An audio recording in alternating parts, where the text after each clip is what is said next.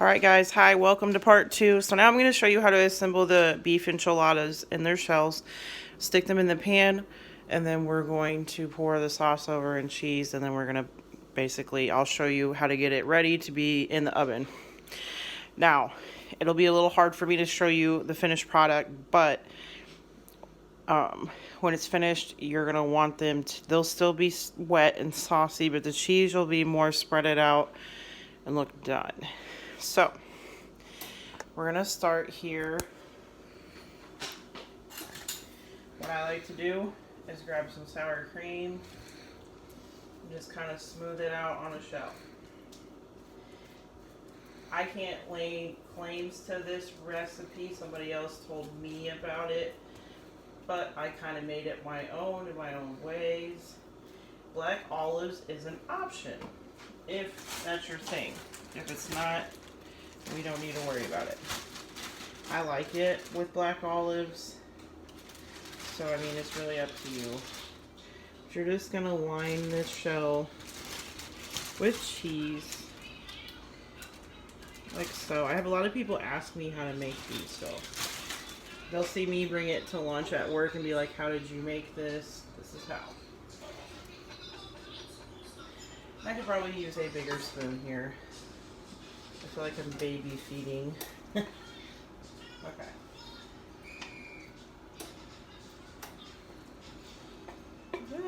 Come on. Alright. You don't really want to fill it too full. You don't need to, really. We're going to do that. We're just going to roll them up. I make mine a little fatter and bigger. I like them that way. I feel like they are more filling. We're just going to line it in there and then move on to the next one. Since I make them bigger than I'm probably supposed to. More meat, more juicy, blah blah blah. They probably take up more room than they are supposed to. But, it's okay. So again, we're just going to line it with some cheese. I'm getting faster at this. I used to be a lot slower.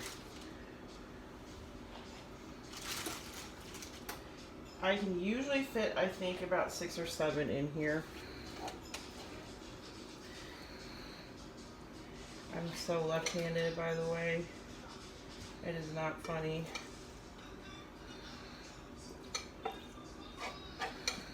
So if you see me doing things backwards, I am. I'm left-handed, so the world is backwards. Okay. Okay. You can also add refried beans if you want. I didn't this time. Like I said, you can play around with it and add black olives, refried beans. It's really up to you. I do it that way. We're going to load on the sour cream because I like sour cream.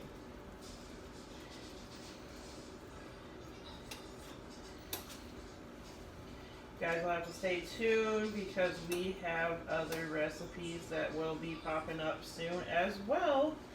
Since we might be quarantined for 2 weeks, 3 months, whatever, I may have more videos pop up since I'll have loads of free time. Let's see. I'll grab that again. It's not cold in my house, by the way. I'm wearing a hoodie because I'm just cold.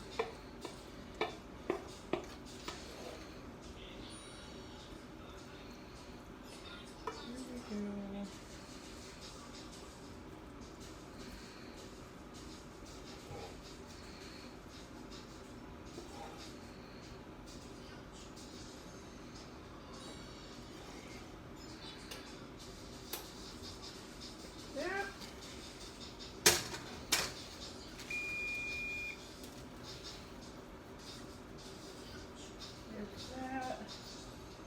Gonna keep going.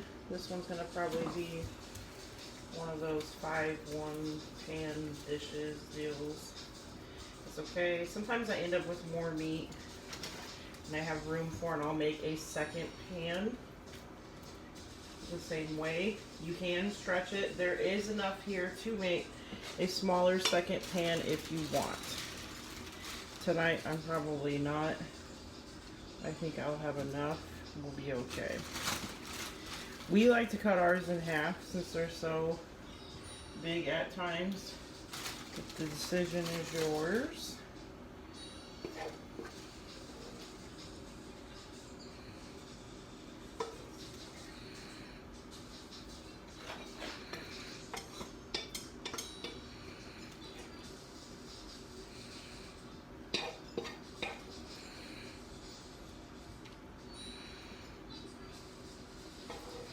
It does taste good.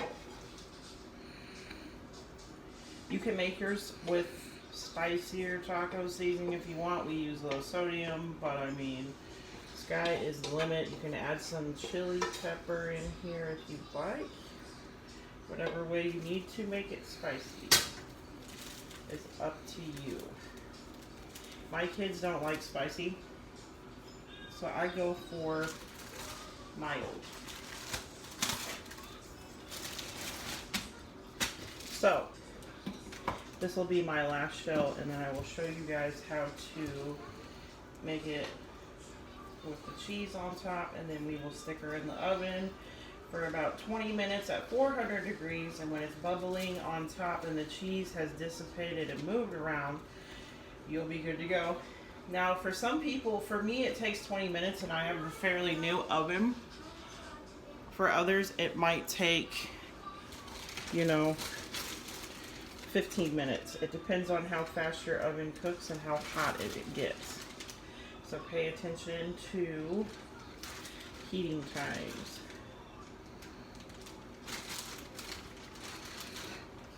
Alright. Last one. I'm gonna just, this one's gonna be the chunky one. There's always one that's got just a little more than the rest, and that is okay.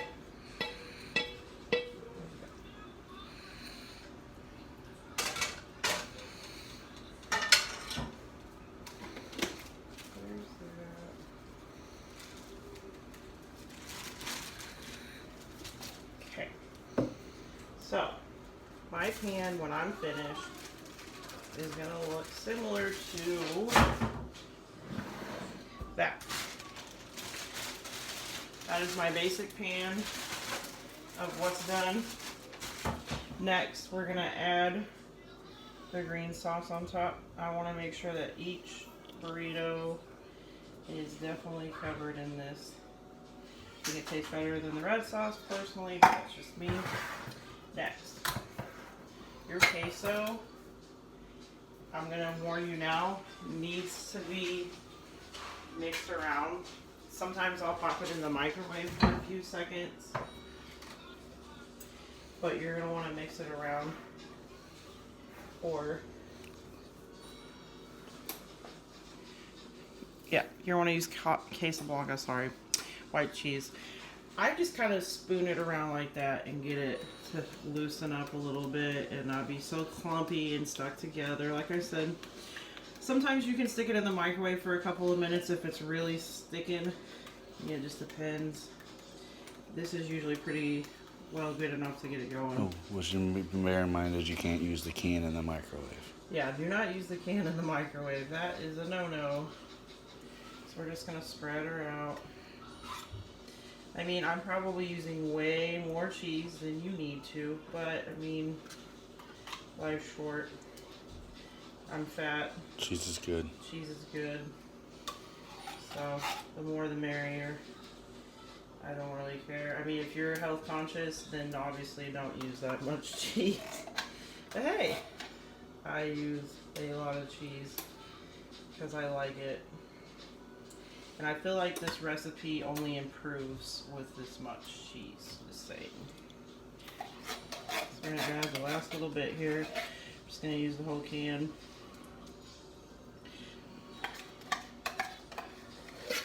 Okay.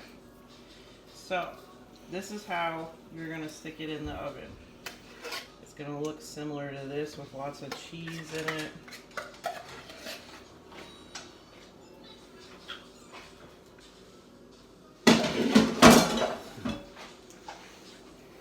It's gonna look like that. Okay. And we're gonna pop it in there at 404.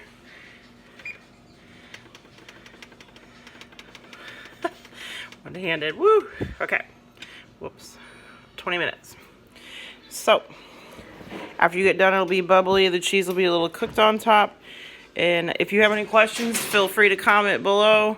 I will answer them as fast as I can. Yeah, that's all it takes. Have a good day. Be safe, guys.